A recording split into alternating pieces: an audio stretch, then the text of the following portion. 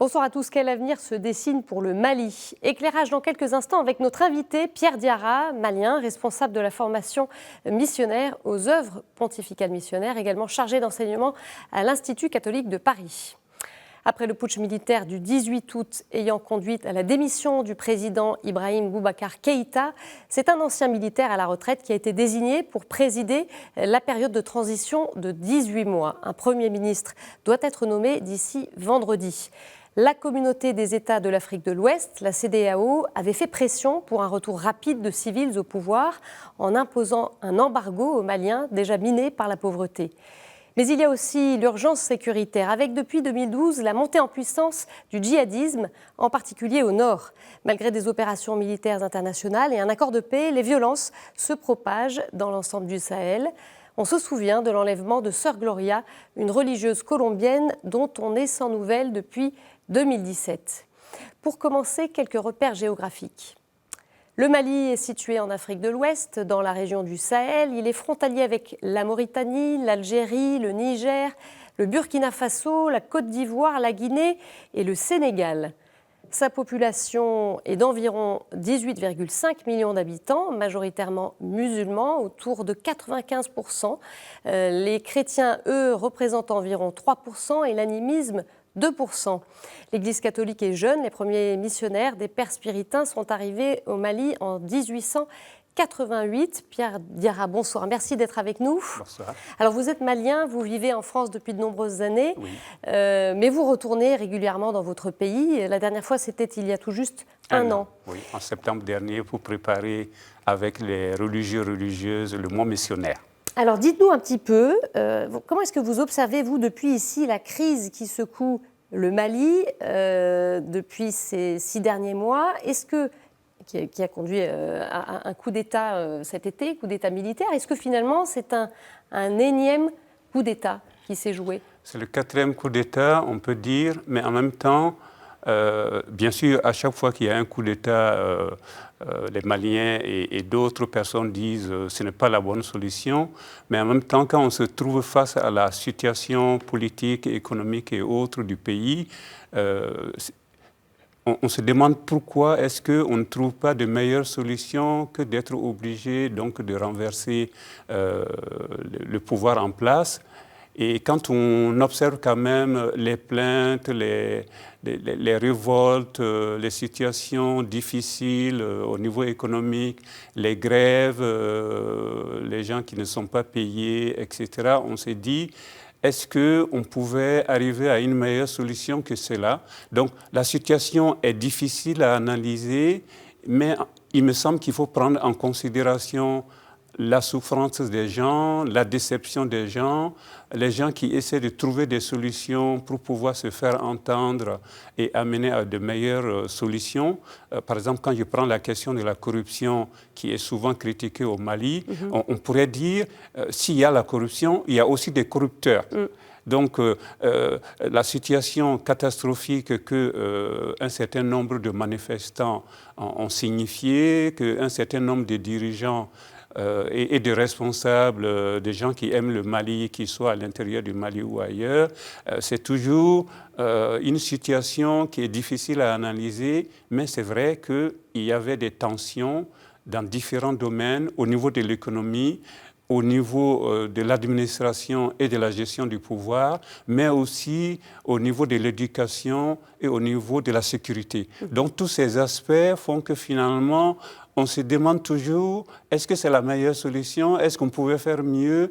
En tout cas, la situation était devenue difficile, non seulement à analyser, mais aussi à vivre pour ceux qui sont sur le territoire malien. Donc ça conduit un peu à ces extrêmes, à ce paroxysme avec un coup d'État finalement. Voilà, donc depuis qu'il y avait des manifestations, que la situation économique était difficile, qu'au niveau du gouvernement aussi, il y avait des difficultés, que le dialogue ne semblait pas porter des fruits escomptés. Je sais que le cardinal Zerbo était très impliqué dans le dialogue, comme un certain nombre de responsables religieux, et aussi aussi d'autres personnes, comme les envoyés de la CEDEAO. Ils étaient impliqués dans le dialogue, mais on avait toujours l'impression que ça n'aboutissait pas. Et donc, les gens qui regardaient... Vous avez une explication là-dessus? Pourquoi, finalement, cette médiation qui a duré un moment, pourquoi c'est un échec? On a l'impression qu'ils n'ont pas pu trouver des terrains d'entente qui puissent satisfaire, d'une part, le gouvernement et le président qui étaient en place, et les manifestants, et peut-être tous ceux qui soutenaient plus ou moins, dans le silence ou ouvertement, les manifestants qui disaient un peu leur ras-le-bol. Donc, on a eu l'impression, puisqu'il y a eu quand même... C'est un dialogue de sourds? Voilà, que ce n'était pas un dialogue de sourds, mais ça n'aboutissait pas à une solution concrète ou à des solutions concrètes. Et du coup... Et pourquoi? Ça, c'est difficile à dire? Je ne sais pas si c'est difficile à dire. Moi, je me dis, il y a eu un moment où donc, les manifestants réclamaient donc, le départ du Premier ministre, qui est un nouveau Premier ministre et un nouveau gouvernement pour peut-être essayer de résoudre un certain nombre de problèmes. Et apparemment, ils n'ont pas obtenu gain de cause. Du coup, comme il y avait une certaine radicalisation du mouvement de protestation, il y a eu aussi, donc, du coup, il y a eu une sorte de surenchère. Ils ne voulaient plus simplement la démission du Premier ministre, le changement du Premier ministre, mais aussi le départ du président. Et du coup, peut-être que la CEDEAO et d'autres personnes impliquées dans le dialogue, comme le cardinal Zerbo et d'autres responsables religieux, l'imam Diko et d'autres, peut-être qu'ils n'ont pas pu faire que le président et le gouvernement en place et aussi les responsables des manifestants puissent vraiment trouver un terrain d'entente en disant, voilà, il y a une situation qui ne peut plus durer, quelle est la solution qui peut satisfaire les uns et les autres? Et puisque, j'ai envie de dire, puisqu'il y a eu un coup d'État, ça laisse entendre qu'ils n'ont pas pu s'entendre, ou que les militaires aussi, même s'ils ne manifestent pas toujours, ils étaient aussi dans une situation qui n'était pas satisfaisante.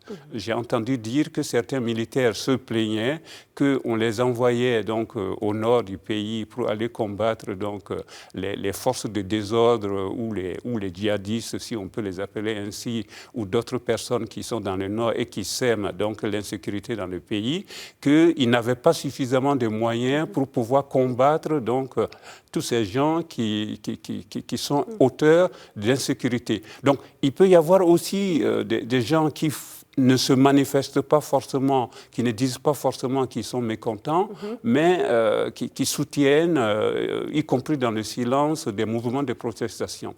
Et peut-être que ce qui a peut-être poussé les militaires, même si je n'ai pas eu de contact direct avec certains d'entre eux, c'est peut-être le fait qu'il y a eu quand même des morts pendant des manifestations, et peut-être qu'ils se sont dit on ne peut pas laisser perdurer cette situation parce que les manifestations vont continuer et le risque c'est qu'il y ait d'autres morts.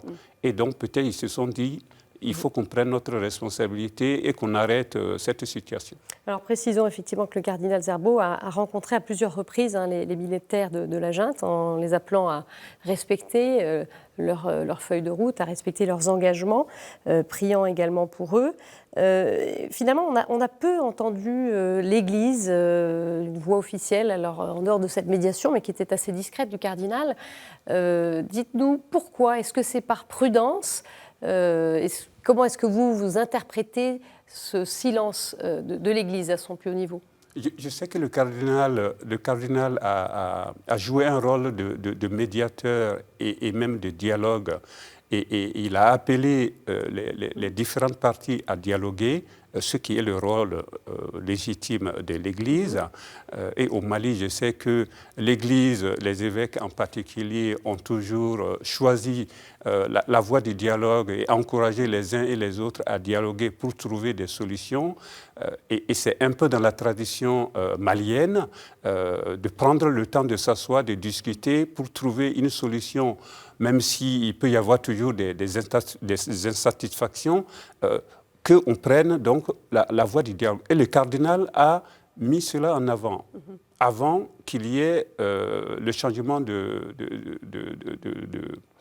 gouvernement. Mais je pense que le cardinal a voulu rester un peu en retrait après, parce que les interlocuteurs, les nouveaux interlocuteurs et responsables ont peut-être, mais je ne sais pas, je ne l'ai pas eu au téléphone, donc je ne peux pas le dire, peut-être qu'ils l'ont consulté, peut-être qu'ils lui ont demandé des conseils, et le cardinal a dû estimer que cela était suffisant en attendant que les choses se reprécisent et qu'officiellement il puisse jouer son rôle de médiateur et inviter les uns et les autres à vraiment dialoguer pour trouver les solutions pour les Maliens. Mais quelle est la position finalement de l'Église malienne dans tout ce qui se passe? Qu'est-ce qu'on peut dire? Elle est de quel côté, l'Église, là? L'Église est du côté du peuple. L'Église est du côté du peuple, mais en même temps, l'Église encourage les uns et les autres. Bien sûr, l'Église ne cherche pas le pouvoir. L'Église, au niveau des évêques, bien sûr, ce sont des citoyens qui ont une responsabilité, même si c'est une responsabilité religieuse au niveau du pays. Ils peuvent dire des choses, encourager les uns et les autres, surtout au dialogue, pour qu'on trouve des solutions qui tiennent compte de l'ensemble du peuple et de la souffrance du peuple. Et je pense que sur ce point, les évêques ont joué leur rôle. Et si on devrait dire par où se trouve le peuple, par où se trouvent les évêques, ils sont du côté du peuple, ils sont du côté de l'ensemble du peuple de Dieu, bien sûr, au niveau de l'Église, mais aussi au niveau du peuple malien. Ils encouragent toujours, quand il y a une situation difficile, qu'on cherche des voies pour qu'il n'y ait pas de mort et qu'on trouve des solutions les plus rapides possibles pour trouver les solutions qui fassent du bien au peuple et qui donnent un avenir à l'ensemble des Maliens, à l'ensemble du pays. Alors les évêques maliens, justement, qui suivent avec attention la situation politique de ces derniers mois, sont entrés en assemblée plénière ordinaire aujourd'hui, et ce jusqu'à dimanche. Ils doivent publier à l'issue de leurs travaux une lettre pastorale. Pour Monseigneur Jonas Dembélé, président de la conférence épiscopale du Mali, si une transition civile est nécessaire pour faire avancer la démocratie dans le pays, eh bien, l'éducation des jeunes générations est aussi la clé pour l'avenir. On l'écoute. Dieu nous aide, mais nous aussi, nous devons prendre notre part de responsabilité. Nous ne pouvons pas y arriver sans qu'on ne prenne en charge les problèmes liés, je dirais, à l'enseignement.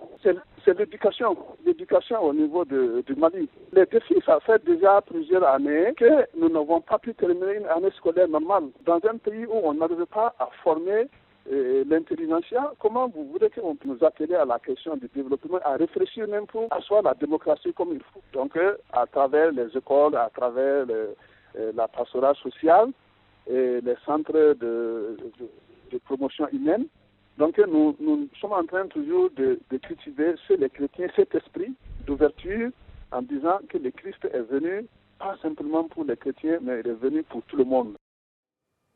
Voilà, l'éducation, c'est un des enjeux majeurs au Mali. Pourquoi est-ce que c'est si difficile finalement? Ça fait des décennies que l'école est en difficulté finalement. Oui, il y a beaucoup de... Au niveau de l'école, bien sûr, il y a eu beaucoup de progrès depuis 60 ans au niveau de l'éducation nationale. Je pense que les différents gouvernements qui ont eu en charge la responsabilité du pays ont fait énormément d'efforts, mais cela reste insuffisant, peut-être parce que le pays est pauvre, peut-être aussi parce que les changements de régime et les différentes organisations pour qu'il y ait le maximum de personnes qui puissent avoir droit à l'éducation, à la formation, puissent entrer dans les lycées et éventuellement à l'université. Peut-être qu'il y a eu des limites et aujourd'hui, comme dit Monseigneur Dembélé, il y a eu beaucoup de manifestations pour que le système scolaire au niveau des lycées et au niveau de l'université s'améliore et apparemment, je ne sais pas si les différents gouvernements ont eu les moyens d'aller, de se confronter à ce problème. Est-ce qu'il y a eu cette volonté aussi, une volonté politique de faire avancer Il me semble qu'il y a la volonté politique, oui. Mais il y a eu peut-être soit manque de suivi ou manque de moyens, où peut-être qu'on n'a pas pris au sérieux, peut-être suffisamment au sérieux, l'importance de l'éducation. Un des aspects qui me font souvent souffrir, c'est de dire on veut faire la démocratie, on veut essayer de transformer le pays alors qu'il y a une grande partie de la population qui malheureusement n'a pas eu la chance d'aller à l'école, n'a pas eu la chance d'avoir peut-être une bonne éducation et du coup ne peut pas participer pleinement au développement du pays, à l'éducation des plus jeunes et à la construction d'un pays où la justice, la paix et même l'amour puissent être vraiment enseignés et pratiqués. Et donc, tous ces aspects peuvent se ressentir à différents niveaux. Ça peut être au niveau de l'administration, ça peut être au niveau de la participation à la démocratie, ça peut être au niveau des différentes responsabilités qui peuvent être confiées aux uns et aux autres, soit pour le développement, par exemple la santé ou les routes, et qui fait que finalement, ça n'avance pas. Ça n'avance pas.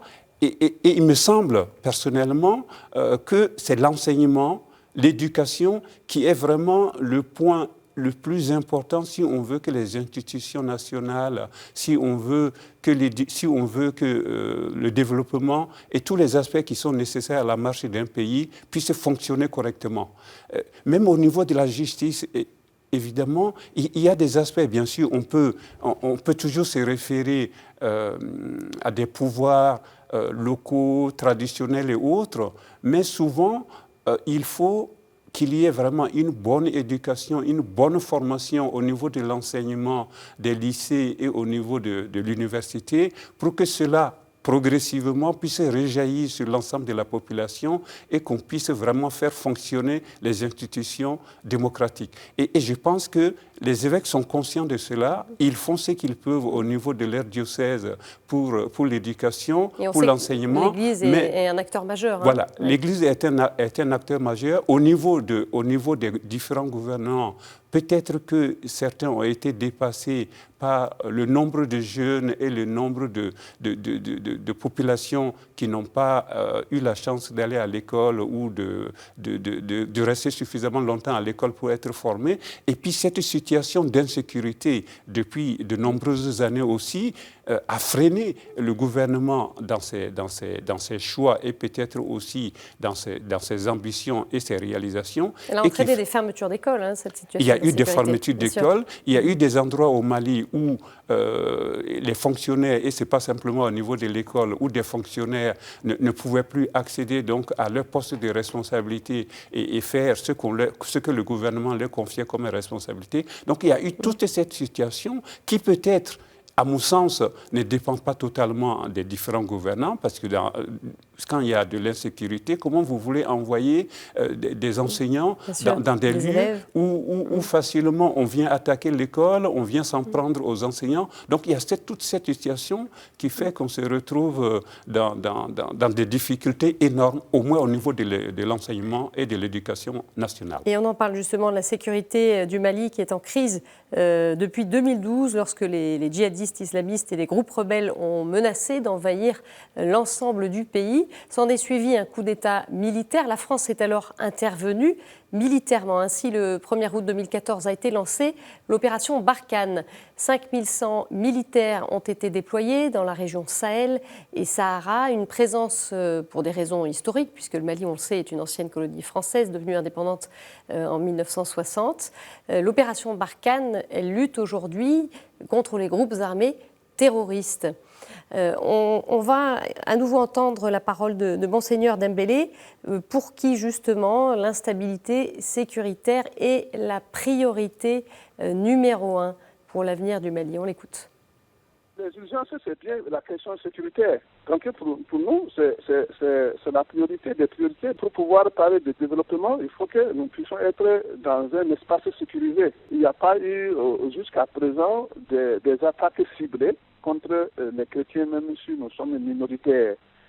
Au niveau de l'Église, comme l'Église protestante catholique, les musulmans, au niveau des leaders, nous travaillons quand même de telle façon que dans nos communautés de villages, que les gens restent à sauvegarder cette cohésion sociale qui a existé depuis longtemps. Pourquoi cette menace, elle n'a pas disparu finalement? On se dit qu'il y a des soldats déployés qui ont des outils extrêmement sophistiqués pour repérer des islamistes cachés dans des grottes ou au fin fond du Sahel. Pourquoi est-ce que cette menace, elle est toujours aussi prégnante? Alors, la première raison, je crois, c'est parce que le pays est vaste. Le pays est vaste et il y a aussi peut-être des complicités avec des populations ou des gens qui sont obligés d'être compromis parce qu'ils n'ont pas le choix, et qui fait que finalement les militaires, y compris français, ne savent pas exactement où se trouvent donc les terroristes et ceux qui sèment l'insécurité dans le pays. Donc ils ne sont pas faciles à combattre, on ne sait pas exactement où ils sont, et il se pourrait, de gré ou de force, qu'il y ait des complicités. Et donc, c'est toute cette situation qui fait que il y a énormément de difficultés, et même avec des moyens très sophistiqués, on n'arrive pas à les traquer tous et à les mettre hors d'état de nuire. Donc, c'est cette situation, c'est ce qui fait que finalement, même si il me semble qu'il y a une volonté au niveau des différents gouvernants du Mali, des administrateurs et même de toute la population, il y a aussi peut-être des difficultés liées à la grandeur du pays. On ne le mesure pas toujours en France. Le Mali fait à peu près 2 fois et demi la superficie de la France. Et donc, c'est un territoire énorme. Et la partie donc, où il y a vraiment l'insécurité, c'est-à-dire le nord, c'est un grand territoire où la circulation est difficile, mais ceux qui connaissent le terrain, et je pense que les djihadistes ou autres terroristes doivent connaître les coins et les recoins, et ils doivent circuler depuis le Niger jusqu'au Burkina, en allant peut-être en Algérie et en Mauritanie, et on ne sait pas toujours exactement où ils sont. Dernière question, Pierre Diarra, dites-nous, après donc, ce constat qui est effectivement difficile, on voit qu'il y a beaucoup de défis au Mali. Là, c'est une période qui s'ouvre, on va voir comment les choses évoluent politiquement. C'est quoi le rôle que peuvent jouer les chrétiens maliens? C'est une petite minorité, 3%, mais comment est-ce qu'ils peuvent contribuer à l'avenir du Mali? Je crois que les chrétiens sont très engagés dans le dialogue, à la suite donc des premiers responsables de l'Église qui est au Mali, les évêques, le cardinal Zerbo en particulier. Donc il y a la question du dialogue, le dialogue entre chrétiens et musulmans, mais aussi entre chrétiens et adeptes des religions traditionnelles africaines, et même dialogue avec tous les hommes de bonne volonté qui vivent au Mali. Et il y a aussi peut-être la question de la laïcité, que les chrétiens défendent. Ils ne sont pas les seuls. Il y a aussi des musulmans et des adeptes des religions traditionnelles africaines qui soutiennent donc la laïcité, parce que c'est écrit dans la Constitution que c'est un pays laïque. Donc, pour des grandes décisions, des décisions démocratiques au niveau de l'Assemblée nationale et dans les autres instances du pays, c'est la laïcité qui doit être la base de la réflexion, même si au niveau des différentes personnes qui se réclament des religions, que ce soit les chrétiens, les musulmans et d'autres croyants, on peut s'inspirer, et les chrétiens peuvent apporter leur part avec leurs idées donc, chrétiennes pour qu'ensemble il y ait vraiment une discussion et qu'on prenne le meilleur pour prendre les bonnes décisions, même si on s'appuie sur la laïcité. Donc, les chrétiens peuvent apporter leur part au niveau de la réflexion nationale, et ils peuvent en même temps soutenir, comme d'autres croyants, musulmans et autres, ils peuvent soutenir donc cette base de réflexion, il me semble, qu'est la laïcité,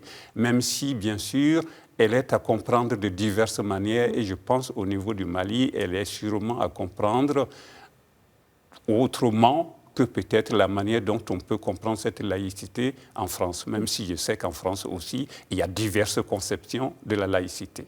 Merci beaucoup Pierre Diarra, on continuera bien sûr à suivre ce qui se passe au Mali. Et puis tout de suite, d'autres actualités d'Église.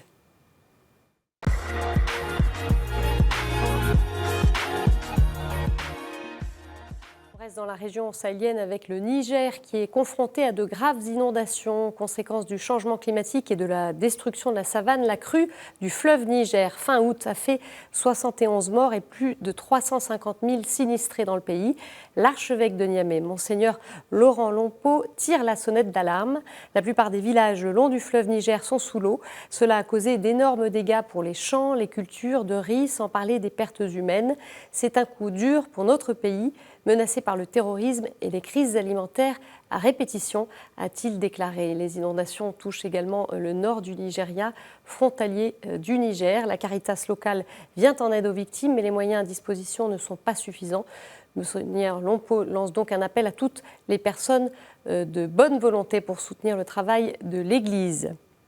Et puis direction la Chine, l'accord provisoire signé en septembre 2018 entre Pékin et le Saint-Siège sur la nomination des évêques chinois doit être prolongé. Quel bilan se dessine côté Vatican? Et pour les communautés chrétiennes chinoises, nous avons posé la question au père Bernardo Cervellera, directeur de la rédaction d'Asia News, joint depuis Rome par Lauriane Vaufou. C'est vrai que pour la première fois, la Chine a reconnu que le pape est le chef de l'Église catholique. Ça, c'est une très grande et importante achèvement. Le problème, c'est que dans ces 2 années, l'accord n'a pas marché parce qu'on n'a pas eu aucun évêque fruit de cet accord. La liberté religieuse des communautés chrétiennes en Chine, officielle, donc reconnue par le gouvernement, et pas officielle, la si dite Église souterraine, la situation est devenue beaucoup plus terrible pour les communautés non officielles. On a eu des églises détruites, des églises fermées, des prêtres qui ont été chassés de leur paroisse. Et pour toutes, il y a des limites très étroites pour le jeune, les mineurs de 18 ans. Le Front Uni, qui est le responsable de la vie des communautés chrétiennes, utilise l'accord pour dire, voyez, le Vatican est d'accord avec nous, donc vous devez nous obéir. Voilà, c'est la fin de cette édition. Vous pouvez la revoir sur notre site et sur nos réseaux sociaux. Je vous souhaite une très bonne semaine. On se retrouve jeudi prochain. Au revoir.